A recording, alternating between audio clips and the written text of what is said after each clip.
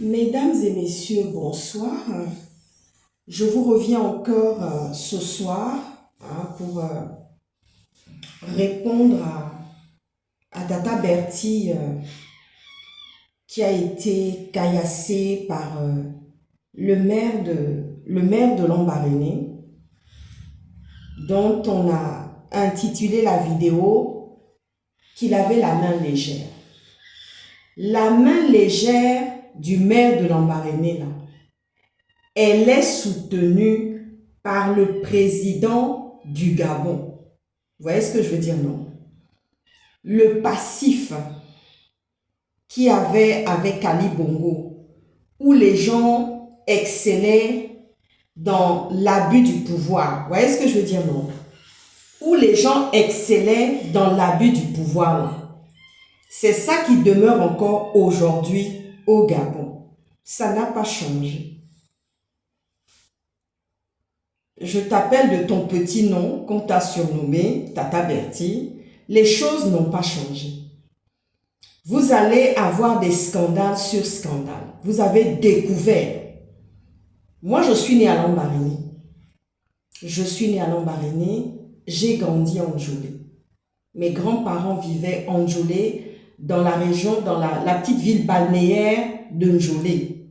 C'est comme si on allait à Nice. Vous voyez ce que je veux dire, non? La petite ville balnéaire là, de Njolé. C'est là où j'ai grandi. C'est là où j'ai fait mes petites majorettes.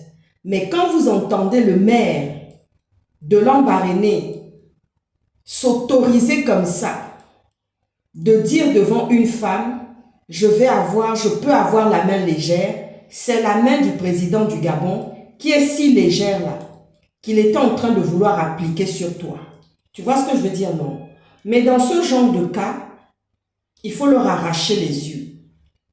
Une autorité qui ne se tient pas à sa place et qui se permet d'avoir une main légère sur une administrée, vous voyez ce que je veux dire, non? Sur un contrevenant, il faut lui arracher les yeux. Ah oui, l'autorité qui ne veut pas se faire respecter, qui a la main légère, on lui arrache les yeux, on lui arrache les couilles. Vous voyez ce que je veux dire, non? C'est ça que je viens de dire ce soir. La main légère du maire de Lambaréné, c'est la main légère du président du Gabon. Parce que ce président du Gabon a la main baladeuse, a la main légère. Vous voyez ce que je veux dire, non? Et ça représente bien, c'est bien la représentation de ce qui se passe au Gabon. Mais vous n'en êtes pas, il n'en est pas son premier coup d'essai, ce maire de Lambaréné. On vient parler de xénophobie, Malaisie au Bénin. Est-ce que les femmes gabonaises s'illustrent au Bénin, dans les marchés ou où que ce soit? Est-ce que les femmes gabonaises s'illustrent dans les marchés togolais? Vous pensez que les Togolais peuvent nous accorder ce qu'eux ils ont acquis et qu'ils estiment qu'ils sont les meilleurs? Est-ce que vous connaissez bien qui est l'homme de l'Afrique de l'Ouest? Est-ce que vous le connaissez bien? C'est-à-dire qu'il faut avoir un ascendant sur lui. Ah oui, l'homme de l'Afrique de l'Ouest là, quand tu marches avec lui là, il faut que tu aies un ascendant sur lui. Même quand ça ne se passe pas dans ton pays, il faut avoir un ascendant sur lui. Si tu n'as pas d'ascendant sur lui, c'est foutu. Parce qu'il va t'amener toutes sortes de conneries. Il va t'amener toutes sortes d'imbécilité, d'impolitesse. Est-ce que tu vois ce que je suis en train de te dire? Parce que c'est à ce moment-là qu'il viendra te montrer qu'il est solidaire avec ses amis. Vous voyez ce que je suis en train de vous dire, non? Oui. C'est là qu'il va vouloir se montrer le meilleur.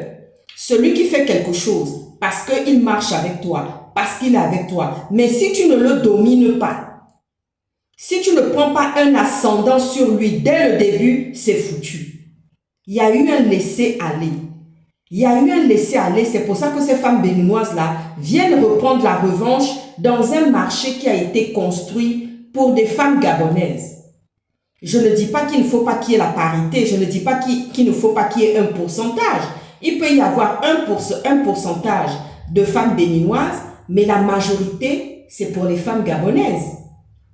qui élèvent la plupart du temps leurs enfants seuls, qui sont des familles monoparentales. Parce que ça, c'est quelque chose qu'il ne faut pas qu'on mette de côté, qu'on oublie. Les familles monoparentales au Gabon sont plus en grand nombre que les femmes mariées. Vous voyez ce que je veux dire, non? Oui. Les familles monoparentales sont plus en grand nombre que les femmes mariées. Que les familles vivant en couple, les familles nucléaires. C'est ce qu'on dit en bon français. Les familles monoparentales sont plus expansives, sont plus en grand nombre que les familles nucléaires, où il y a le père, la mère et les enfants. Je ne viens pas parler ici de cousins, je ne viens pas parler ici de cousines, parce qu'en Afrique, on a tout dépravé. On a tout dépravé en Afrique. Vous entendez des histoires, bon, comme disait Jean-Marie Le Pen disait « ma cousine telle », c'est comme ça qu'il disait ça, ça veut tout dire. Mais en Afrique, ils sont venus mettre un modèle qui n'en est pas. Donc la cousine qui est la cousine, elle se dit que tu es sa cousine, mais elle ne veut pas rester dans le rang de la cousine. Elle s'octroie le droit de dire qu'elle est la sœur, de te faire même des méchancetés, de te faire même la sorcellerie. C'est ça qui se passe, parce qu'on a perverti les choses, parce qu'on a renversé complètement l'ordre établi sanguin. Vous voyez ce que je veux dire, non? Voilà. La cousine peut venir comme ça, s'octroyer des droits dans ta maison, s'octroyer des droits avec tes affaires, avec tes enfants, parce qu'on lui a donné, soi-disant, une légende s'est construite au Gabon pour dire que la cousine, c'est la sœur. La cousine n'est pas la sœur. Elle reste bien la cousine. Oui, parce que le droit est clair. Les histoires qu'on vient nous raconter comme ça que oui, c'est chez les Blancs qu'on dit que non, la cousine reste la cousine. Et l'attitude de la cousine est bien claire. Le positionnement de la cousine est bien clair. Vous voyez ce que je suis en train de vous dire, non? La nièce reste la nièce, le neveu reste le neveu. Mais tout a été perverti parce que j'ai quelqu'un qui m'a appelé en inbox ici pour me dire certaines choses. Pour me raconter des choses concernant des cousines et des cousins qui ont commencé au marché. Et quand elles ont vu leur autre cousine qui est venue, elles ont fait barrage. Elles n'ont pas voulu que l'autre cousine vienne réussir aussi au marché. Donc la main légère du maire de Lambaréné, c'est la main légère du président du Gabon. Ça, c'est encore un scandale. Et je viens vous dire quelque chose, vous les activistes de la mangeoire, vous les activistes de l'intérieur du Gabon, vous n'avez pas fini d'être essoufflés avec les scandales. Vous voyez ce que je veux dire, non? On crie maintenant au loup, à la xénophobie. Mais qui est xénophobe? On les a toujours acceptés, 42% d'étrangers. Face à une minorité de Gabonais qui n'ont pas de droit dans leur pays, qui n'ont pas le droit d'aller et venir et de faire ce qu'ils veulent. Le président du Gabon veut donner des gages à tous ces pays étrangers. Rien n'a changé au Gabon, Tata Bertie. Rien n'a changé. Parce que quand tu vois un maire qui sort toi, qui dit comme ça, là, j'ai la main légère. Tu as la main légère envers qui? Même envers ta femme, tu n'as pas le droit d'avoir la main légère. Mais tu vas avoir la main légère avec une contrevenante, avec quelqu'un qui n'est même pas ton enfant, avec qui tu n'as aucun lien. Et tu es un élu. Tu es là pour représenter justement la société, les administrés, et tu te permets de dire que tu as la main légère, mais tu as la main légère parce que le président lui-même a cette main légère. Il ne vous donne pas un bon exemple. Vous voyez ce que je veux dire, non? Donc, Tata Bertie, je suis venue te répondre. Parce que moi, quelqu'un qui me dit comme ça que tu as la main, mais ça ne peut même pas se voir en Occident. Ça ne peut même pas arriver en Occident. C'est dans les républiques bananières que tu entends qu'un homme vient te sortir comme ça, je vais avoir la main légère. Vous voyez ce que je veux dire, non? Et oui. Je viens répondre à Jennifer. Jennifer, je viens te répondre. Tu m'as dit comme ça que oui, tu viens résoudre les problèmes du Gabon dans les réseaux sociaux. Viens au Gabon. Je n'ai pas besoin de venir dans une république où on enferme à tour de bras, où les femmes n'ont pas de droit. Je me pose même des questions si les femmes que ce président a dans ses maisons respirent même. Il est allé épouser une deuxième femme, on ne l'a jamais vue. Elle n'a jamais fait de voyage officiel. Elle compte les heures. Elle est pendue au téléphone pour appeler l'homme qu'elle aime, l'homme qu'il a soi-disant épousé et mis la bague au doigt, dont elle porte le nom. Je parle de Anouchka Avom. Elle compte les heures. Quand la première dame, celle qui a tous les droits, celle qui a signé et qui a signé en premier la monogamie et non la polygamie, quand elle part avec son mari en voyage officiel, elle est là pour compter les heures, elle est là pour fulminer, elle est là pour grogner. Elle est là pour grogner, elle est là pour appeler, envoyer les SMS, être pendue au téléphone, pour attendre que le bon monsieur envoie les SMS et lui réponde, et lui raconte une histoire à dormir debout. On ne l'a jamais vu dans les voyages officiels.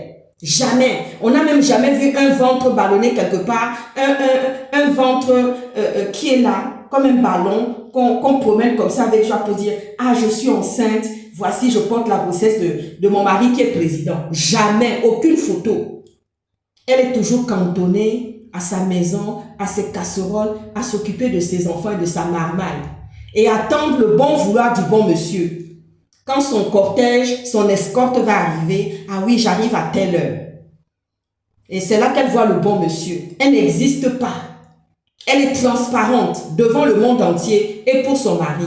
Les choses sont établies, mais pourtant il est parti l'épouser officiellement. Vous voyez ça, non? Mais il y a plein de femmes qui vivent ça à Libreville. Il y a plein de femmes qui vivent ça à Libreville, qui sont reléguées au deuxième rang.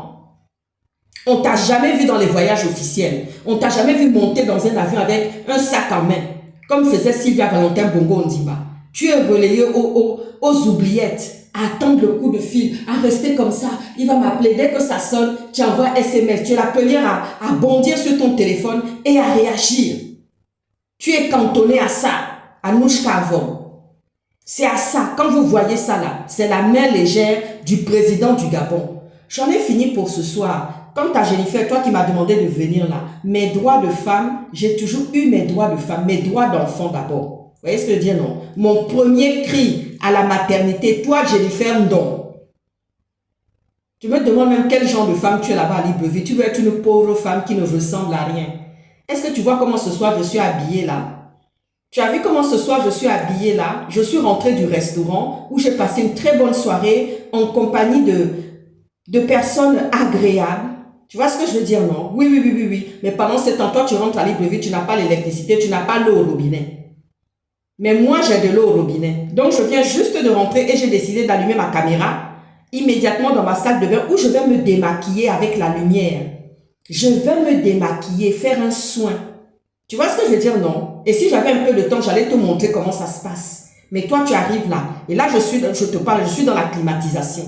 J'ai l'eau, l'électricité, dans mes sanitaires, dans tout. Et je suis dans ma salle de bain, je suis arrivée, j'ai dit, allez, je mets ma caméra en route, j'envoie un message à Tata Bertie pour lui répondre sur cette main légère de l'embarrané. Tu vois ce que je vais te dire, non? Tu as vu ma robe bleu roi, Dior, dans laquelle je suis habillée là? Tu as vu ça? Je sors d'un dîner, je vais me démaquiller, je vais prendre soin de moi. Tu as vu ça? Ah oui. Je porte un rouge à lèvres Dior, pour ceux qui m'ont posé la question, mais je ne suis pas là pour faire une présentation de produits, en tous les cas. Oui. Je vais me démaquiller, je vais pouvoir dormir dans la climatisation au frais. Tu as vu ça? Est-ce que tu as vu ça d'abord? Pendant que toi, tu vas te chercher dans ton lit, tu vas transpirer, et je me demande dans quel genre de drap, toi tu dors, je les ferme donc. Je me demande dans quel genre de drap tu dors. Tu n'as pas de machine à laver. Moi, quand je finis mes affaires là, je mets ça dans le filet de la machine à laver. Ça tourne, ça a le temps de tourner. Toute la nuit, je dors. Ma machine est terminée, ça a séché. Je n'ai qu'à faire un défroissage. Si j'avais le temps, j'allais te montrer ce que c'est un défroissage de linge. Tu vois ce que je veux dire, non? Et j'ai même quelqu'un de service qui vient me faire ça ici. Qui vient me défroisser mon linge, me plier mon linge, me ranger, tout ce que j'ai besoin.